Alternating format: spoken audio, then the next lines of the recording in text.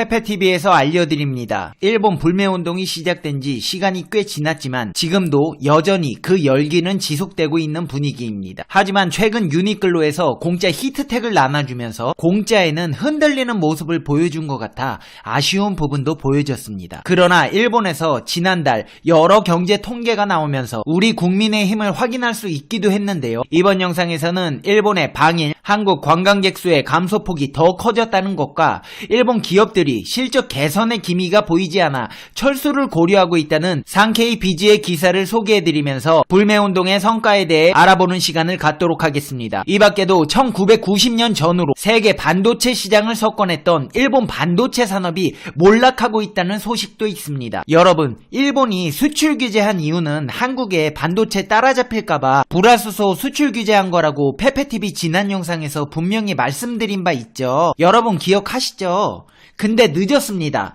벌써 망하기 시작했습니다. 진짜예요. 거짓말 아닙니다. 오늘 소니에 이어 파나소닉까지 망하고 있다는 이 소식까지 팩트 맞지 팩트 폭격기 페페TV에서 팩트로 제대로 알아보겠습니다. 당신이 구독해야 할 단 하나의 채널 페페TV 팩트 체크.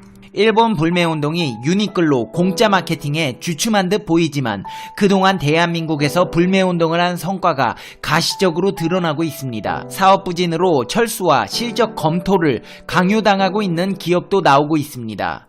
아시아 관광객에게 인기가 있는 오사카 쿠로몬 시장에는 한국 손님이 급감하고 있습니다. 시장 부이사장에 따르면 통계는 아니지만 최고 피크 때와 비교시 최대 80%에서 90% 이상 감소한 것 같다고 했습니다. 긴테츠 백화점은 한국인에 의한 면세 매출이 약 50% 줄기도 했습니다.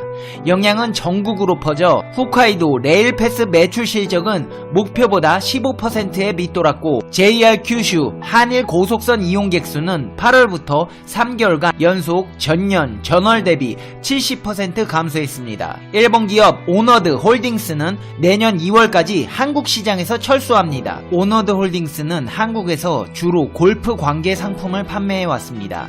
이 회사는 이와 함께 구조조정의 일환으로 패션 브랜드인 오프닝 세레머니와 캐주얼 의류 브랜드인 필드 드림 사업에서도 철수하기로 했습니다. 오너드 홀딩스는 구조조정을 위해 채산이 맞지 않는 점포와 브랜드의 폐지를 진행해왔습니다. 한국에서 패션 사업을 전개해온 일본 기업 오너드 홀딩스는 한일 관계 악화로 인한 사업 부진을 이유로 한국 사업을 접기로 했다고 교도통신이 보도했습니다. 이 회사의 야스모토 미치노부 사장은 도쿄에서 연 결산 설명회에서 한일 갈등의 영향으로 실적이 나쁜 상황이 이어지고 있다며 내년 2월까지 한국 사업을 완전히 철수할 것이라고 밝혔습니다. 그리고 페페TV 시청자 여러분께서 아베 못지않게 싫어하는 고노다로의 브랜드인 데상트 모두 알고 계시죠? 데상트는 매출의 절반을 한국에서 올리고 있는 어이없는 브랜드인데요. 업체 사장은 정치권에서 한국 때리기 하고 있고 돈은 한국에서 쓸어 담아가고 있는 데상트 역시 최종 이익 예상을 53억엔에서 7억엔으로 하향 수정했습니다. 7월에서 9월 매출은 전년 동기 대비 30% 감소했고 10월에도 같은 경향이 지속되었습니다. 데상트 사장은 수익 적자화되고 있으며 개선의 기미가 보이지 않는다며 곤욕스러워했습니다. 쌤통이다. 그냥 좀 철수해라. 꼴도 보기 싫다 진짜. 여러분 다른 업체는 몰라도 데상트, 엄브로, 르꼬크 이 3개 업체는 꼭 기억해주세요. 이 3개 업체는 일본 혐한의 상징 고노다로 집안이 운영하고 있는 업체입니다. 여러분이 여기 제품 구매하시면 지금 보이는 이 사람한테 돈 꽂아주시는 겁니다. 여러분 고노다로 다들 아시죠? 한국 기자들 모아놓고 일본 카메라 쓴다면서 조롱하고 한일 회담에서 한국 측 대변인 말 끊고 무례하다고 한 양반입니다. 다들 꼭 기억해주세요. 맥주 불매운동도 계속되고 있습니다. 아사히 슈퍼드라이는 수입 맥주 점유율 8년 연속 1위를 기록했지만 불매운동으로 인해 매출 하락이 불가피합니다. 일본 시민들의 반응은 어떨까요? 정신 못 차리고 허세 부리고 있습니다. 아니 얘들은 뭐 나라 전체가 중2병인가? 네티즌 반응을 보자면 철수하지 않거나 지금 진출하려는 기업은 모두 자신의 책임이문이다. 한나라와의 관계를 끊는 것이니 이 정도 되겠으므니다. 그래도 반일을 하는 나라와 연을 끊는 것이 더 메리트 있으므니다. 곧 쇠퇴할 것이니 근본적인 전략을 재검토할 좋은 기회라고 생각하므니다. 남는 것도 철수하는 것도 윗선의 선택이므니다. 적자가 쌓여 쓰러져도 모르므니다. 1, 2년 안에 끝날 일이 아니니 빨리 철수를 준비해야 하므니다.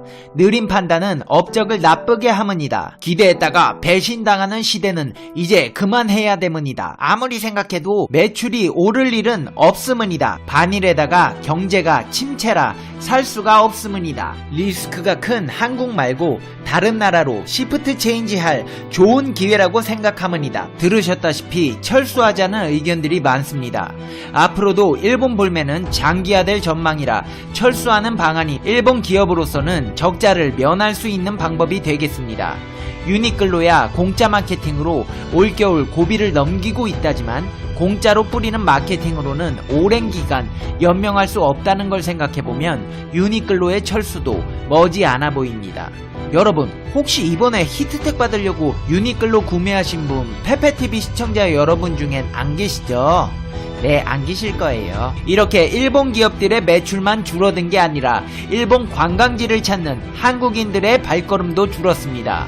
11월 20일 일본 관광청이 발표한 10월 방일 관광객 통계조사에 따르면 한국인은 19만 7,300명으로 전년 동월과 비교해 하락폭이 더욱 확대되었습니다. 전체 방일 관광객 수는 5.5% 떨어진 수치로 정부가 내세우고 있는 2020년 관광객 4천만 명이라는 목표 달성에 어려움이 있어 보입니다. 이에 따른 일본 네티즌들의 반응은 어떨까요? 놀라지 마십시오. 여기서도 정신 못 차리고 허세 부리고 있습니다. 네티즌 반응을 보자면 솔직히 해외 관광객이 너무 많아서 줄었으면 하문이다. 이왕 줄어들 거면 가장 오지 않았으면 하고 저 나라라면 별 문제가 없으문이다. 한국 이외의 나라에게 매력을 발산해서 다른 나라에서 오게 하는 게 낫으문이다. 4천만 명 목표를 달성하고 안 하고는 문제가 되지 않으문이다. 한국 관광객은 제로가 되었으면 하문이다. 방일객은 너무 많기 때문에 문제가 되지 않으문이다. 그리고 한국어 간판은 철거해야 하문이다. 이제 필요가 없으문이다. 너무 좋으문이다. 이상한 나라에서 오지 않는 것은 관광지 입장에서 좋은 일이문이다. 진정 일본 문화를 사랑해주는 사람이 와주면 되문이다. 이제 양적인 것보다 질적인 단계에 들어섰으문이다. 아무 문제 없고 오히려 좋은 경향이문이다. 들으셨다시피 이렇게 허세 부리고 있습니다. 일본 네티즌들은 이렇게 허세 부리고 있지만 과연 일본 기업들도 그렇게 생각할까요? 결론부터 말씀드리자면 그렇지 않습니다. 앞서 말씀드린 중소규모의 사업체들은 물론이거니와 혼다, 닛산 같은 대기업도 큰 타격을 입고 있습니다. 특히 파나소닉은 심지어 이번에 반도체 사업이 완전히 몰락할 위기에 놓여 있는데요. 지난번 영상에서 페페TV는 소니가 혁신하지 않아 몰락했다고 말씀드린 바 있습니다. 이제 혁신하지 않는 일본의 대기업들 다들 소니 따라 후쿠시마 앞바다로 가게 생겼습니다. 1990년대 전후로 세계 반도체 시장을 석권했던 일본 반도체 산업이 몰락하고 있습니다. 일본 전자업체 파나소닉이 1952년 네덜란드 필립스와 합작해 반도체 사업에 진출한 지 67년 만에 반도체 사업에서 철수한다는 기쁜 소식이 있습니다. 엘피다 메모리의 파산, 르네사스 일렉트로닉의 적자전환, 도시바의 반도체 사업 부문 매각 이후 일본 반도체 산업 최후의 보루마저 사업을 접은 것입니다. 일본 언론은 파나소닉이 적자가 계속되는 반도체 사업을 접고 성장 분야에 집중 투자하는 방향의 구조개혁을 추진하기로 했다고 보도했습니다. 파나소닉은 반도체 제조 판매 자회사인 파나소닉 반도체 솔루션의 주식을 대만 반도체 업체 누보톤 테크놀로지에 매각할 것으로 전해졌습니다. 파나소닉은 1990년을 전후해 반도체 매출에서 세계 상위 10개 기업에 들어갈 정도의 위상을 자랑했습니다. 하지만 한국과 대만 반도체 업체와의 경쟁에서 밀렸고 미중 무역 마찰을 배경으로 자동차용 반도체 판매가 부진하면서 시장 철수를 검토하게 됐습니다. 일본 반도체 업체는 세계 시장을 석권했습니다. 1990년 글로벌 반도체 시장에서 NEC가 1위, 도시바가 2위, 히타치 제작소가 4위, 후지스가 6위 등 일본 업체들의 세계 시장 점유율은 49%나 됐습니다. 그러나 투자 지연, 경영 판단 착오가 이어졌고 2018년 시장 점유율은 겨우 7%까지 급락했습니다. 세계 10대 반도체 기업 중 일본 기업은 이제 없습니다. 으이그 내가 뭐랬어, 니들 망할 거랬지? 에이, 심보 좀 곱게 쓰지. NEC와 히타치 제작소의 반도체 사업 부분이 통합돼 설립된 엘피다 메모리는 2012년 파산했고, 히타치, 미쓰비시, NEC가 2010년 발족한 르네스사 일렉트로닉도 올해 영업 적자로 돌아섰습니다.